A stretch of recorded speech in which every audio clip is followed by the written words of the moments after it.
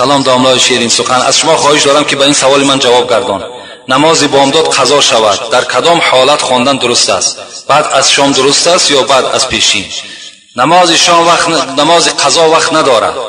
بامداد قضا شد، تا پیشین میخوانی، بعد پیشین میخوانی، پیش عصر میخوانی، بعد عصر میخوانی، بعد شام میخوانی، همه صورت جایز است.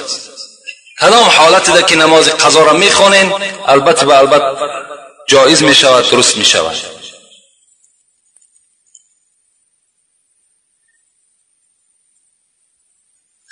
السلام علیکم داملای عزیز، من بر نماز شما از کوچه چرمگری پایان می آیم. شما را از محبت بسیار چند بار در خوابم نیز زیارت کردم.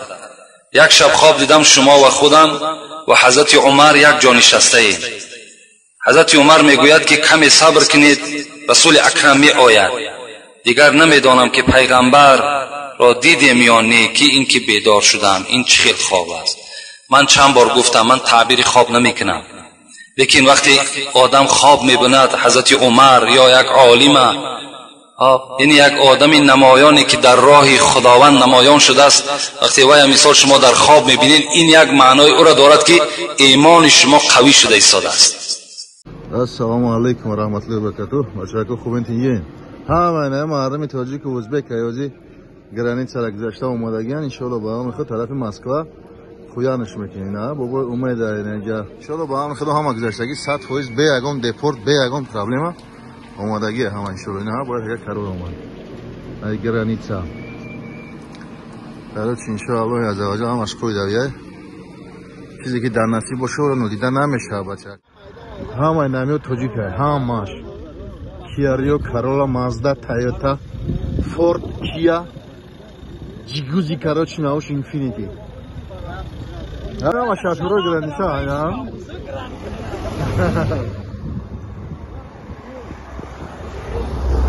سلام دوستو، بسیاری شما از پرستاتیت تقسیم کشیده. مرحمت برادرها، به شما توصیه میکنم полноценный курс лечения برای پرستاتیت. ان شاء الله که هم مردونگی به خود میکنه، همچنین желание هم خوبگی خوب میکنه، هم برای گرده معده قدر رودها به حد افکتیو نه. تریلیبوس ماسین، دو دونه روغن خیلبا، یک تا قیصل هندی، دو پاچکا فیتو سویچا. غیر از این شرکت شفافارما برای شما هیجامای بپوز را پیشنهاد می‌نماید. کسانی که در شهر مسکو قرار دارد هم رفته هیجامه کنند، هم داروهای خود را دسترس نماید. مرحمت. ایمان شما کامل شده ایستاده است. خوش به حال او برادری که حضرت عمر را در خوابش می‌بیند، حضرت ابوبکر را در خوابش می‌بیند، حضرت عثمان را در خوابش می‌بیند. این در هر خواب داخل نمی‌شوند.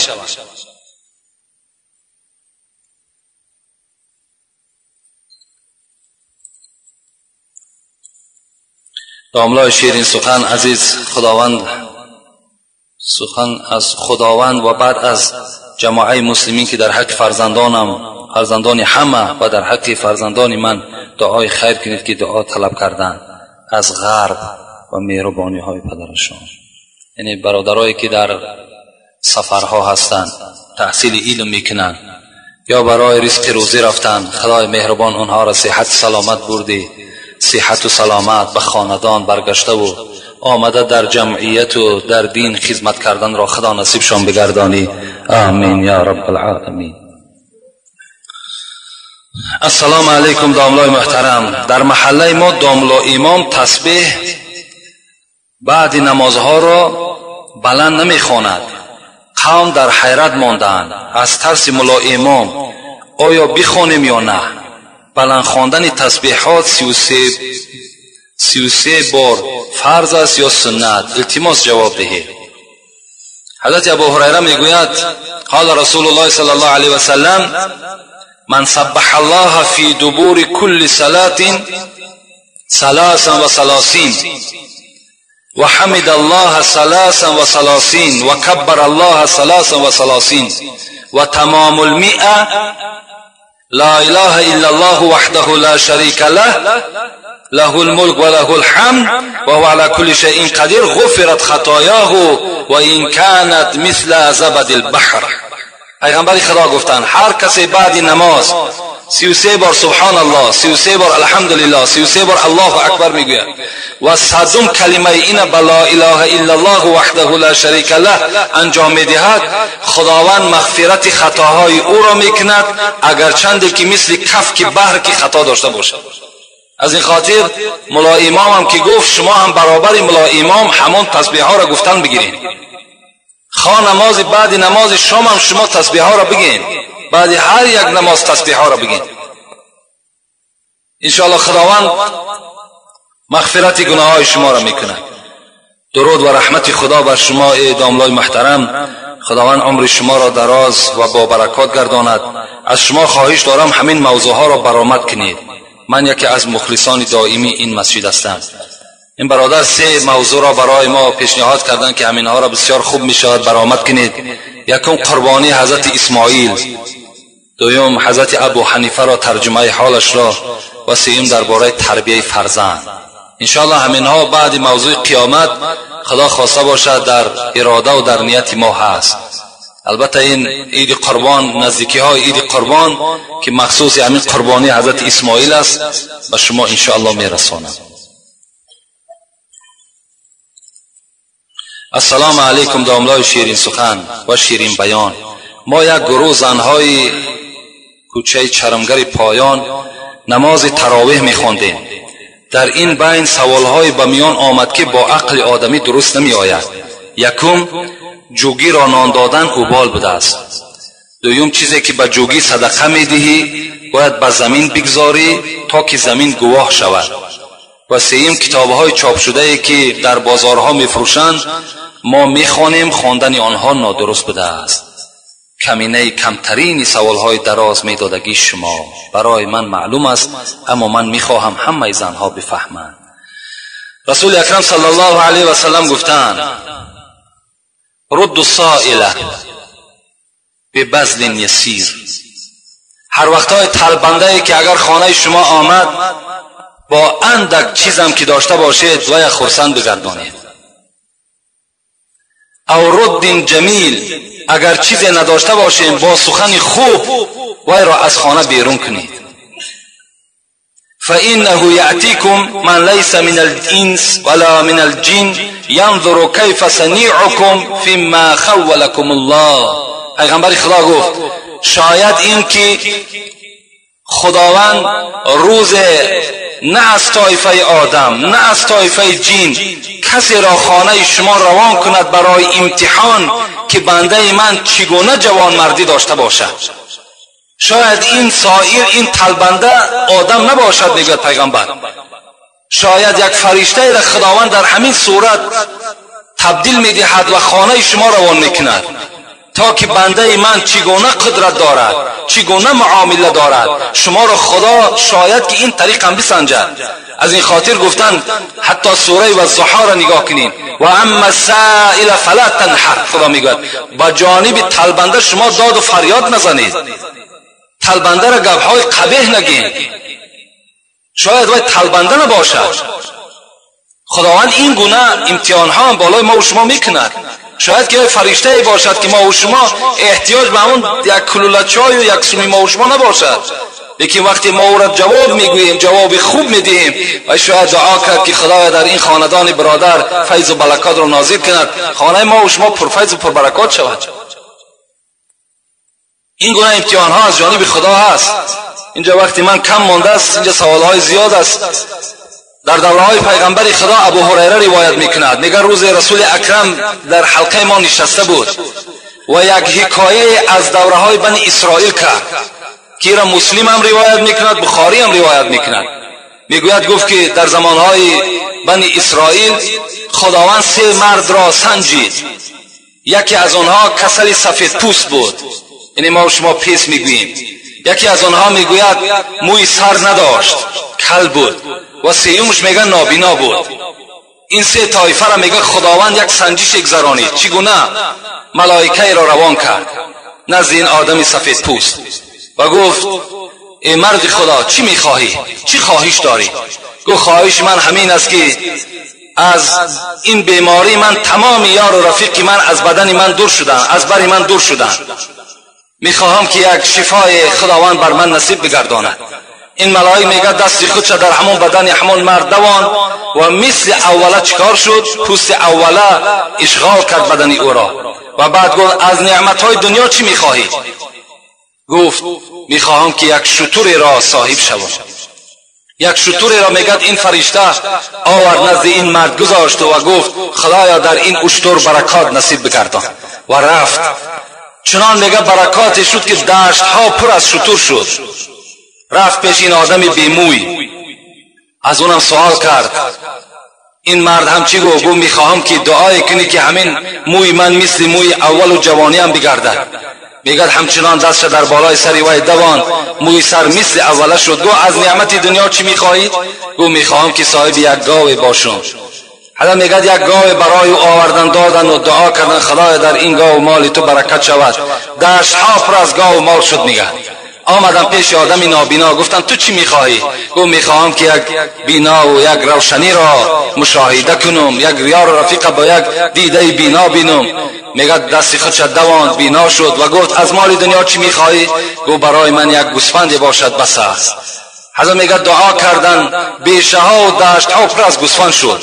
از این بین چند سال گذشت. من برای سنجش الهی را بینین آمد. میگه همین فرشته را خداوند روان کرد که رفته اینها را یک از امتحان گذران که اینها چی بودن و چی شدن. وقتی آمد پیش این آدم سفید پوست گفت من مسافر هستم. همون فرشته من مسافر هستم، احتیاج به یک اشتر دارم تا که به منزلم صحت و سلامت برسم. این مرد گفت ای انسان، گفت من قرضدار هستم، من تو را هیچ چیز از شتر دادن نمیتوانم. گفت این فرشته بر او گفت من تو را میشناسم، تو همون آدم سفید پوست نبودی که خداوند تو را شفا داد؟ آیا تو همون فقیر نبودی که این دشت ها همه از دعای همون یک فرشته برای تو نصیب شد؟ نه گفت اینها همچنان نبود. گفت اگر همچنان نباشد و امین سخن تو دروغ باشد خدایا تو را به حالت اولت مبدل بگرداند. میگه همچنان به حالت اولش خداوند مبدلش گردانید.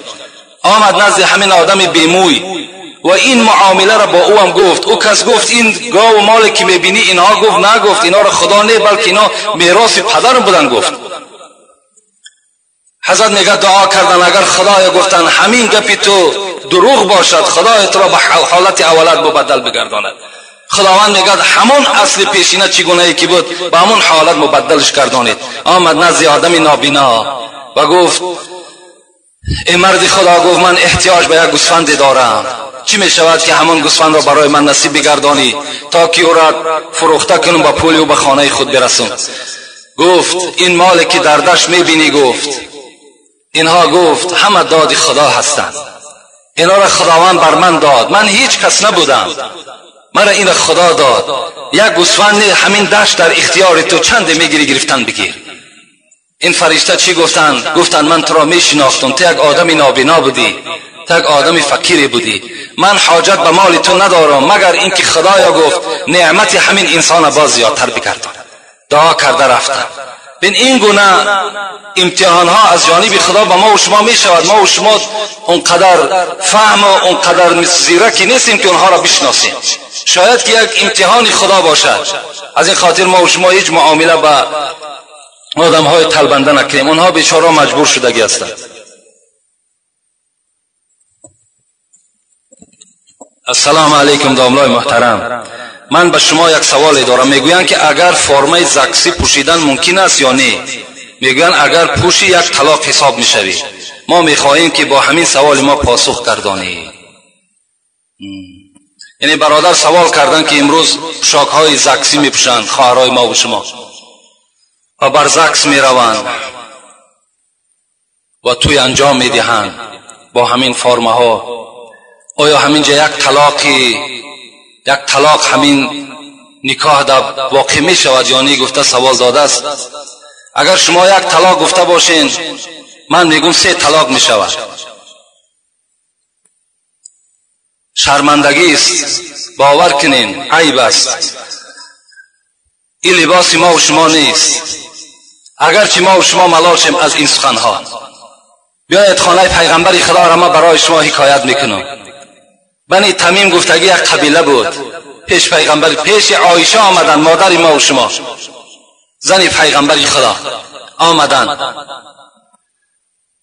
و حضرت عایشه وقتی که میگه لباس های این بنی تمیم دید که خیلی شفاف بود، خیلی تنوک بود، یعنی بدن نما بود.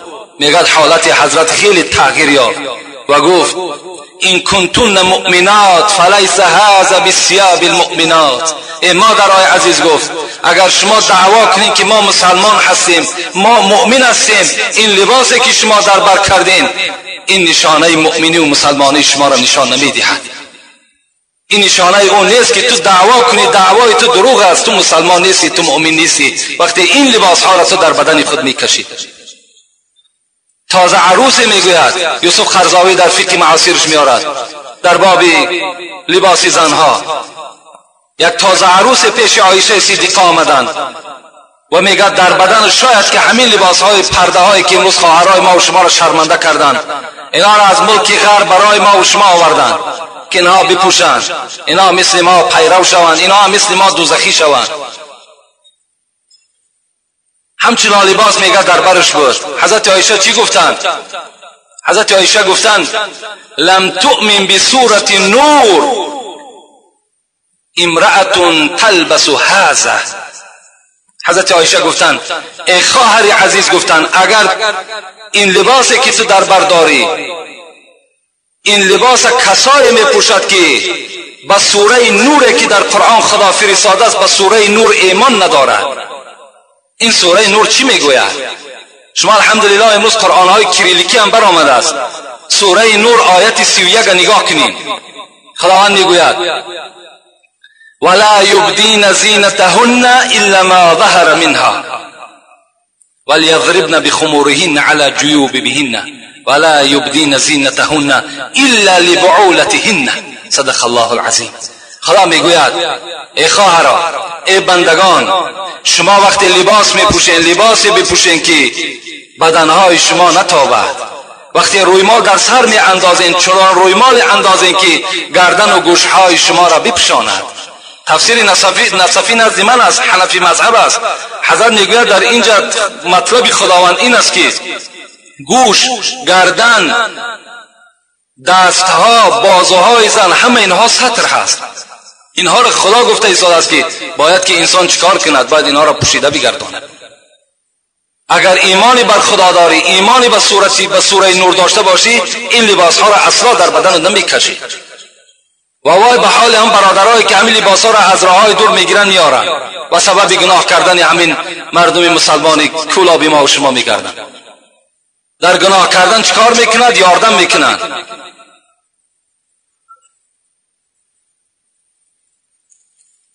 من اهل النار کاسیات عاریات مائلات ممیلات لا يدخلن الجنة ولا يجدن ریحها و این ریحها من مسیرة کذا و کذا. پیغمبر گفت از اهل دوزخ است. گفت که ها زنهایی که کاسیاتون لباس دارن لکن لباسی دارن که عاریاتون بدنشان میتابد،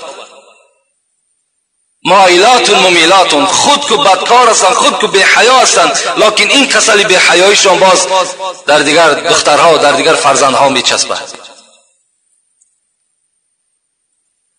اینا را نپوشین، اینا را کاری که در خواهر اپاتون اجازت ندین اگر سخن شما در خانه تاثیر داشته باشد. السلام علیکم داملای شیرین سخن، من سوال و جواب را دوست می‌دارم و با شما اعتقاد دارم. خواهش میکنم به سوال من جواب گردانید.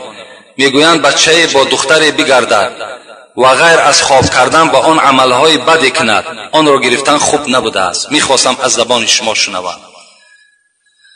یعنی جوانی که اگر دسترازی میکند به سوی یک زن در حالتی که بین اونها نکاح نیست، اگر چندی که با او همخوابه هم نشده باشد، همان دسترازی تو هم زنا هست. لأن يطعن في رأس أحدكم بمخيط من حديد خير له من أن يمس امرأة لا تحل له. پیغمبر میگوید مخیط، اینجا مخیط گفته دراوش میگویند، همان دراوش همون سوزنهایی که جوال میدوزند. پیغمبر خدا گفت اگر همون دراوش را گرفته و در سر یکی از شما به عدد زنند، این برای شما بهتر است از آنه که شما دستان این مردها در وجود زنهایی که برای شما نکاح ندارند دست درازی میکنید. جوانای عزیز، هیچگاه به این عمل دست نزنید. باور کنین هم در دنیا شرمنده میشوین هم در آخرت شرمنده میشوین. لا غنا مع الزنا، کسی که اگر زنا کرد، این سخن پیغمبر خداست، اصلا بای نمیشود، اصلا دسترخوانش نان نمیبیند، وای باید گدا شود اگرچه دولت دارم که باشد. وقتی که این قدر دست درازی کرده باشی، این دختر بی آبرو کرده باشی، پس او را گرفتن برای تو افضلتر است از او را که او را ترکش میکنی. با فردا یک کسی دیگر هم که گرفت، باز خبرها میرود که این مثال فلانی، این دختر با فلانی میگشت، باز حیاتی او تلختر میشود. و آخر دعوانا ان الحمد لله رب العالمین. پروردگارا، از ثواب و ثمره این موعظه هایی که الحال گفته شد اهل این بندگان تا خدای برخوردار بگردانی. هر مراد و مطلوب و مقصودهایی که در دل این بندگان تا از خدای با فضل کرم خود برآورده خیر بگردانی. خدای مهربان، بندگانی که خیر احسانها کردند، حاجتها طلب داشته باشند، خدای حاجتهاشون برآورده بگردانی و خدای آرامی را در روی دنیا علی خصوص در این جمهوری ما برقرار و بردوام نگه بداری. اللهم اعین علی ذکرک و شکرک و حسن عبادتک برحمتک یا ارحم الراحمین. یک مصلحت با شما رساندنی هستم، ان شاء الله دعا میکنیم. در همین پهلوی راست ما چگونه که چند بار اعلان کردیم، یعنی عمارت طهارتگاه رفته ایستاده است. اینجا طهارتگاه کرده ایستاده ایم، یعنی اینجا زمینش خیلی کلان است. اون برادرها خواستن که یک بهبود و بهترش کنن، لیکن خیلی شرایط این چنین شد، اونها هم دیگر به این مکان رسیدن نتوانستند. راستی بار چندین برادرها را خداوند در عمر جانشان برکات دهد، از این محله بیرون از این محله خیلی یاردم ها کردند، لیکن بازم این بسیار یک خراجات کلانه،